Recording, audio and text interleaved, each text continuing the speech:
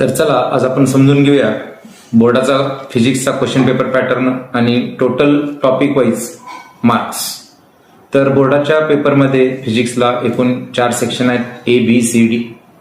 Section A मध्ये प्रश्न क्रमांक 1 आणि प्रश्न क्रमांक 2 ज्यामध्ये एकूण 18 प्रश्न आहेत, ज्यामध्ये 10 MCQ प्रश्न क्रमांक 1 मध्ये, तर प्रश्न क्रमांक 2 मध्ये 1 मार्क्सचे 8 प्रश्न आहेत. सेक्शन बी मध्ये एकूण 3 ते 14 असे 12 प्रश्न आहेत, ज्या 12 प्रश्नापैकी तुम्हाला कंपल्सरी 8 सोडवायचे आहेत आणि ऑप्शन्स आहेत त्याला 24 मार्क आहेत, विदाउट ऑप्शन 16 मार्क आहेत. सेक्शन सी मध्ये तुम्हाला एकूण पुन्हा 12 प्रश्न दिलेले आहेत, ज्यामध्ये तुम्हाला 8 प्रश्न सोडवायचे आहेत, कंपल्सरी 3 मार्काला एक आहे, त्याच्यामुळे 24 मार्काचा हा प्रश्न आहे कंपल्सरी आणि विथ ऑप्शन 36 मार्काला आलेला आहे.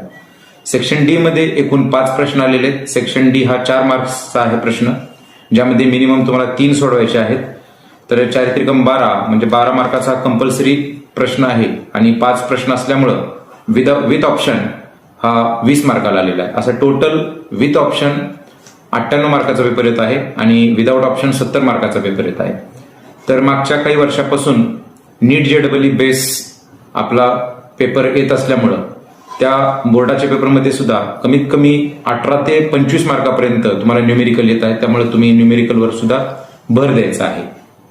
तर आता आपण समजून घेऊया एकूण 16 टॉपिक पैकी आपल्याला कोणत्या टॉपिकला किती वेटेज आहे.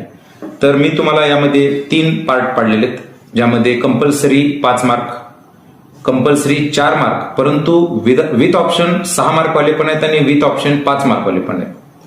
तर हाय वेटेज मध्ये जे 7 मार्काचे टॉपिक आहेत विथ ऑप्शन आणि कंपल्सरी 5 मार्काचे एकूण 6 टॉपिक आहेत.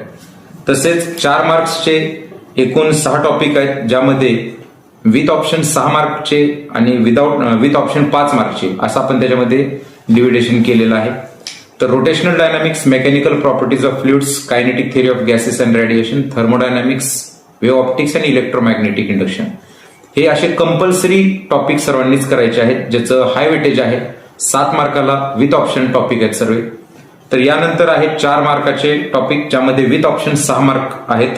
Superposition of wave, electrostatics, current electricity, magnetic fields due to electric current, AC circuit, structure of atom and nuclear. तर त्यानंतर 4 मार्काचे जे की विथ ऑप्शन 5 मार्काला आलेले टॉपिक आहेत, oscillation, magnetic materials, dual nature of matter and radiation, semiconductor devices.